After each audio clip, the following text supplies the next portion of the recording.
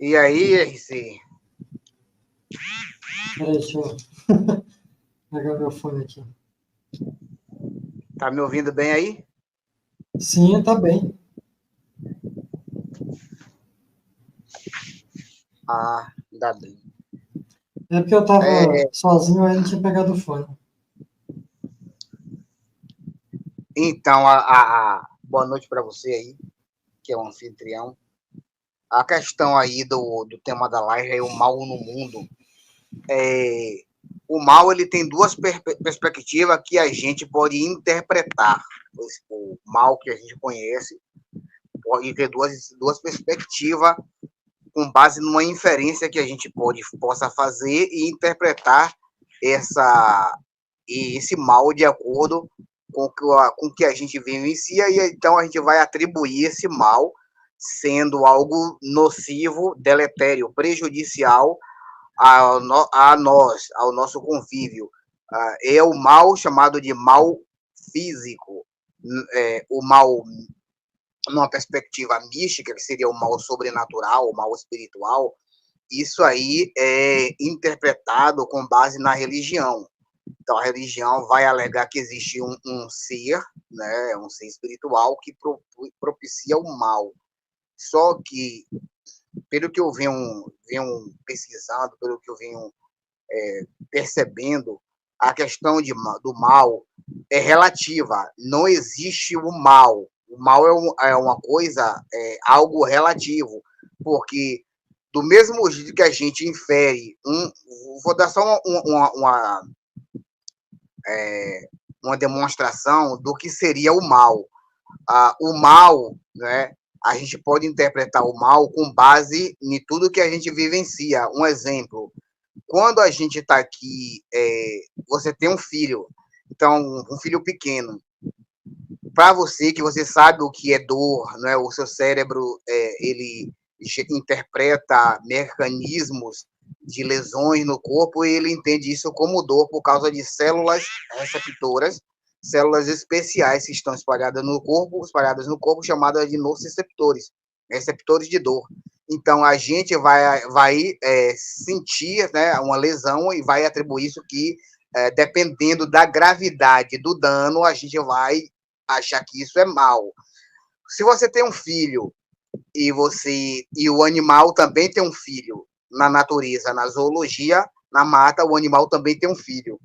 Quando o predador ele mata o filho do animal, não é atribuído naquele animal que matou o outro um mal, porque entende-se que aquilo ali faz parte da natureza e que não há nenhuma violência, nenhum dano ali, nada, que a gente não sente nenhuma compaixão por aquele animal, porque ali é coisa de animal. Você está entendendo como é que é?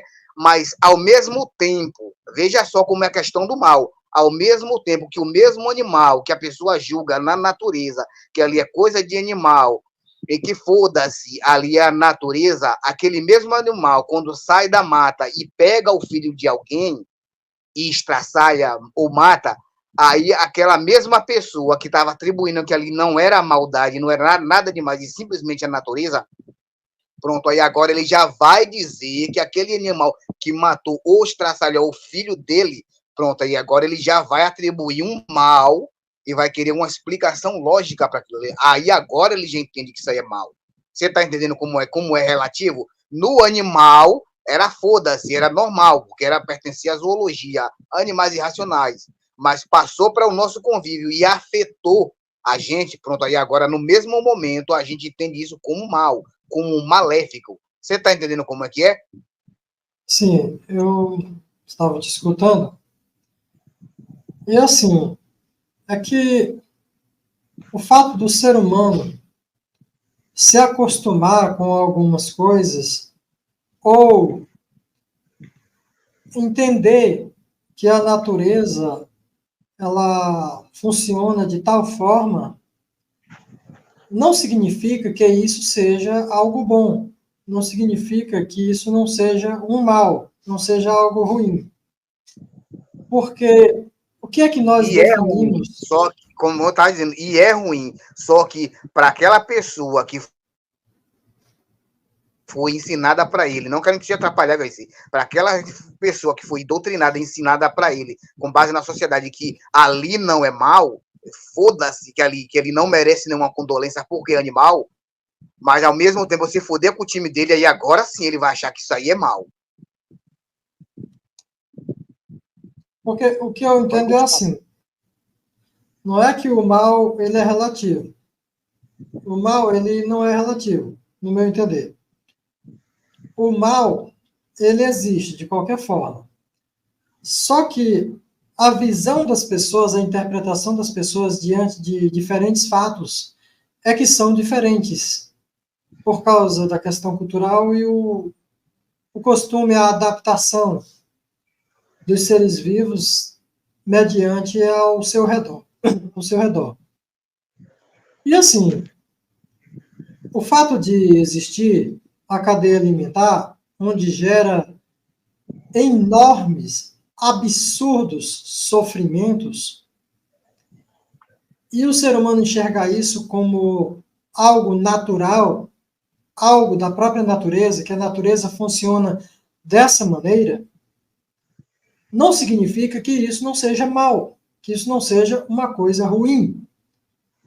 A própria existência da vida, da forma que nós conhecemos, é algo extremamente maléfico, é algo extremamente ruim. A partir do momento que existe a vida, da forma que nós a conhecemos, da forma que nós podemos acessar, porque nós não sabemos, não tivemos acesso a nenhum outro tipo de vida do qual não gere sofrimento. Por quê? Por que isso? Nós podemos observar em toda a existência da vida o sofrimento do ser, desde o ponto que ele nasce até o ponto em que ele morre.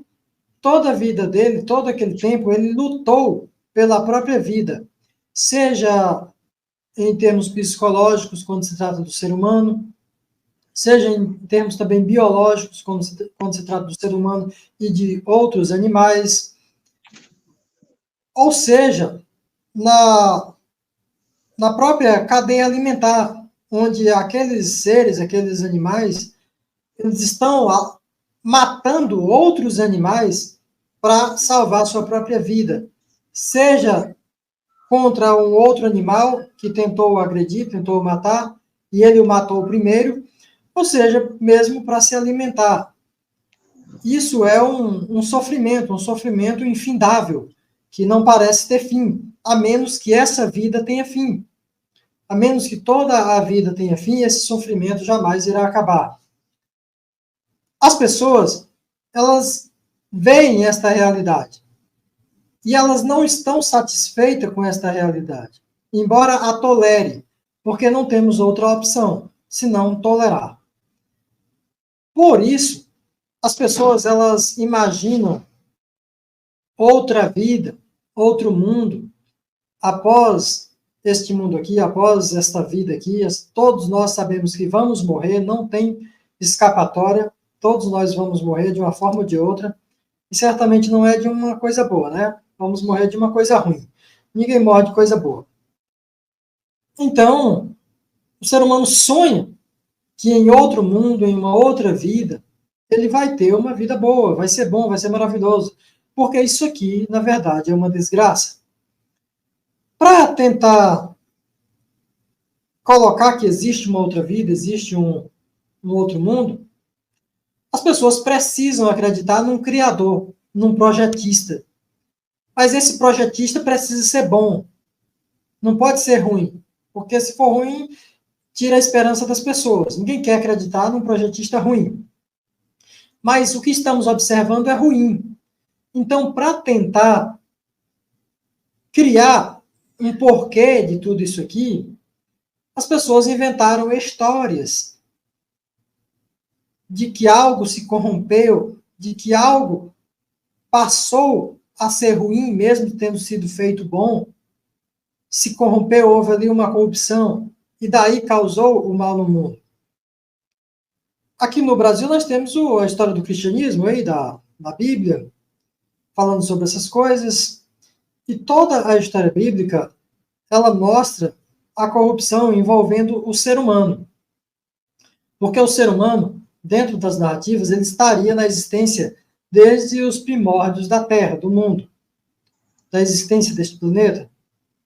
Porque aquelas pessoas que escreveram isso, elas não conheciam de história, elas não conheciam de biologia, elas não conheciam de astronomia, elas não conheciam de paleontologia, elas não conheciam de antropologia, elas não conheciam nada, nada disso aí. Logo, elas pensavam que o planeta sempre existiu com seres humanos. Mas hoje, nós sabemos que o ser humano ele só está aqui há aproximadamente 200 mil anos. 200 mil anos. Isso mesmo.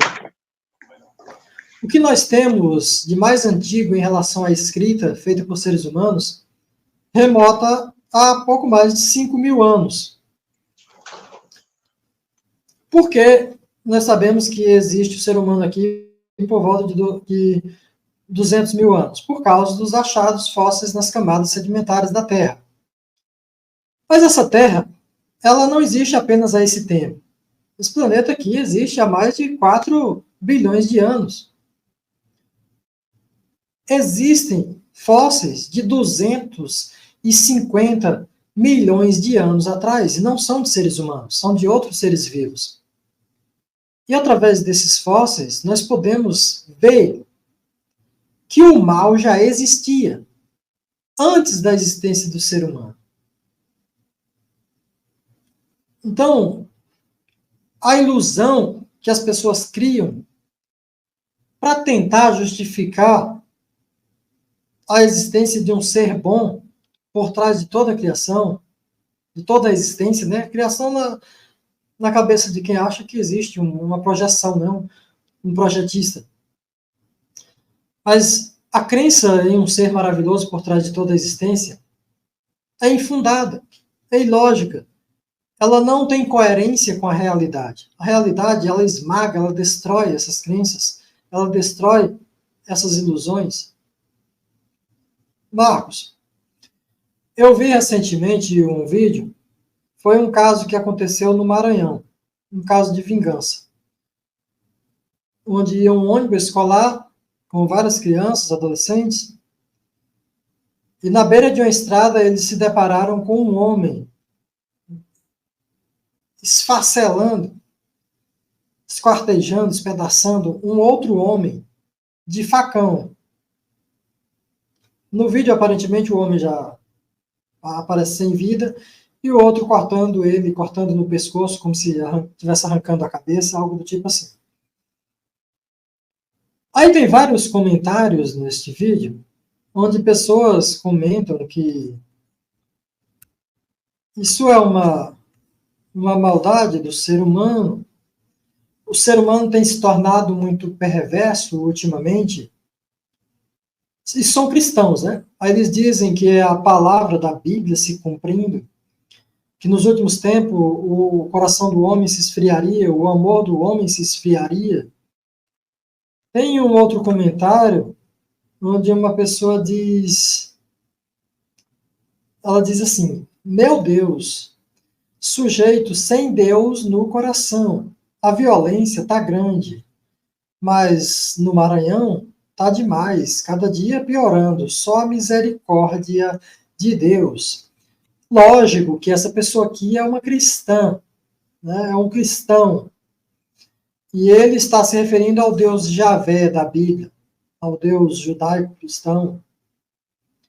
Se é que nem existe nessa palavra judaico-cristão, os judeus odeiam quando alguém diz isso, porque na verdade não existe. Não existe judaico-cristão, né? Ou é judeu ou é cristão.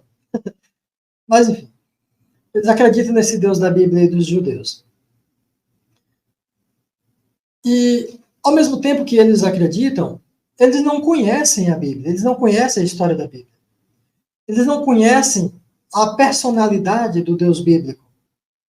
E eles não conhecem nada de antropologia. Em relação à cultura, costumes das pessoas. Qualquer pessoa que tem um mínimo de conhecimento a respeito de antropologia e conhece um pouco aí as as histórias da religião, elas sabem que o ser humano ele tem se tornado melhor em questão de violência ultimamente. O ser humano ele tem se tornado menos violento. E não é a crença em deuses que está diminuindo a violência do ser humano. Pelo contrário, essa violência ela tem se mantido em muitas vezes, até mesmo por causa da religião. Não é todas as coisas, todas as violências, todas as coisas, mas uma boa parte é. Por quê? Porque a religião ela tem sido usada como um consolo, como um calmante, uma droga que adormece as pessoas, para continuarem neste sono indolente, para que não acordem para a realidade. E assim elas são mais fáceis de ser manipuladas, né? Então, o sistema político ele apoia a religião, ele faz com que a religião se prolifere, aumente, eles não cobram impostos da religião, das igrejas, para facilitar, para aumentar o número de igrejas. Se em vez de eles investirem em igrejas, se eles estivessem investindo em clínicas psiquiátricas, com certeza o mundo estaria bem melhor. Por exemplo, o Brasil. O Brasil é um dos países mais religiosos do mundo. No entanto, é um dos países mais violentos também. Se, em vez de investir em igrejas, investissem em clínicas psiquiátricas, certamente esse país seria um mundo bem melhor para se viver. Com toda certeza.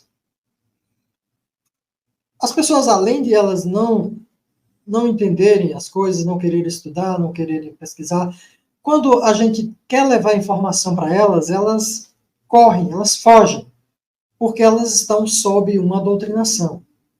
Isso é muito ruim. Se você for pegar a Bíblia, por exemplo, começar a ler ela assim para algum crente, ele corre, ele sai. Ele não quer saber de jeito nenhum. Todo crente corre da Bíblia. Incrível, né? É o livro da religião dele, mas ele corre dela.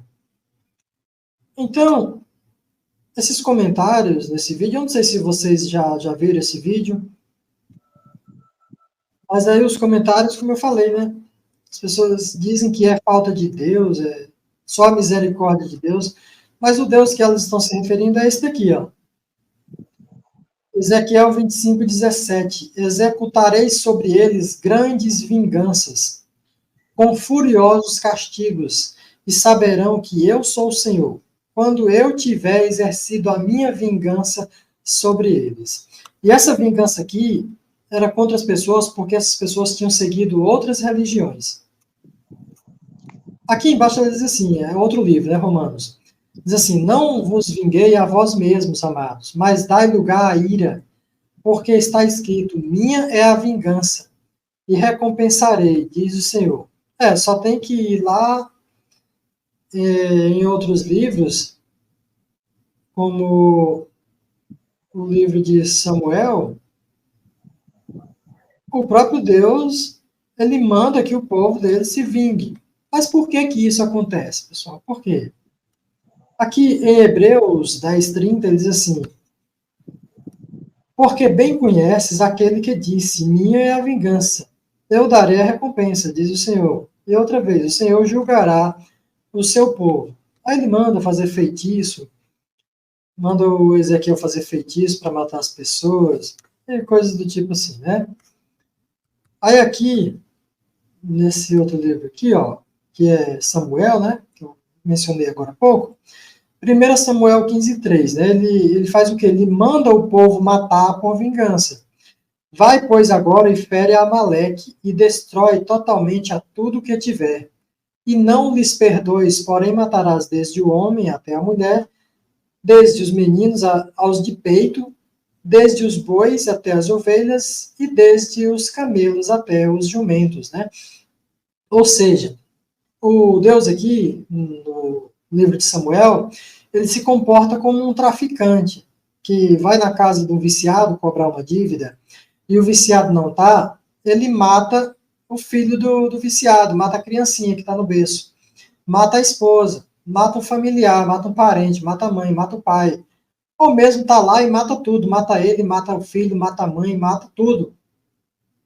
Tem vários casos desse jeito. E se aparecer um caso desse, qualquer um vídeo aí, qualquer um local, vai aparecer os cristãos e vai ser contra um negócio desse. Ele vai dizer que é absurdo, isso é falta de Deus, é falta de Deus no coração dessas pessoas. Só tem que...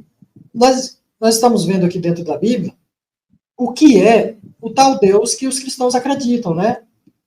Então, aqui não é Deus, pessoal. Não é Deus. Deus nenhum jamais mandou alguém matar alguém. Deus nenhum jamais ajudou alguém a se livrar de qualquer coisa. Deus nenhum jamais salvou alguém, ou matou alguém, ou condenou alguém. Os deuses é a vontade do povo. É a vontade daquele que crê, daquele que acredita, daquele que quer que outros acreditem. Como eu falei agora há pouco, né, eu mostrei, lá no livro de Hebreus e Romanos, ele diz assim, né, para as pessoas não se vingarem, porque a vingança deixa para Deus, Deus faz a vingança. Aquilo é uma ideia que o escritor estava passando para as pessoas. Agora, aqui em 1 Samuel, o escritor já coloca que Deus está mandando o povo matar, o povo se vingar. Porque é a ideia que o escritor quer colocar para o povo.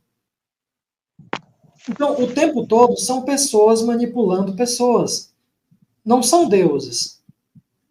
Em hipótese alguma, nunca, nunca em circunstância alguma, qualquer Deus pediu alguma coisa a alguém. Qualquer Deus jamais se manifestou para pedir alguma coisa a alguém. Mandar alguém fazer alguma coisa. Exigir alguma coisa. Tudo isso são culturas, são costumes de pessoas. São coisas que as próprias pessoas idealizam. E elas colocam como se fossem verdades. Ou como se existisse um Deus por trás dessas coisas. Tal coisa é falta de Deus no coração dessas pessoas. Não, pessoal. Não. De jeito nenhum. Diversas pessoas são excelentes pessoas, são boas pessoas, e nem em deuses elas acreditam. E diversas pessoas, bandidos, gente ruim, assassinos, estupradores, são crentes que acreditam em Deus. As cadeias, os presídios do Brasil estão lotadas de cristãos. Lotadas. Não está nem cabendo mais. É por isso que tem muitos que eles colocam a tornozeleira e não, vai responder em liberdade, vai responder em casa. Porque as cadeias não cabem mais de crentes, não cabem mais de cristãos. Então, se tivessem investindo em clínicas psiquiátricas, com toda certeza que o Brasil estaria muito melhor do que investir em igrejas. Está lotado de igrejas. Eles matam dentro das igrejas. Vários e vários casos de pastores que estupram os fiéis dentro das igrejas. Bandidos que entram, matam o outro lá dentro da igreja na hora do culto, na hora da missa. Isso é um lixo, pessoal. Isso é um lixo. Estamos vivendo dentro de um lixo, literalmente.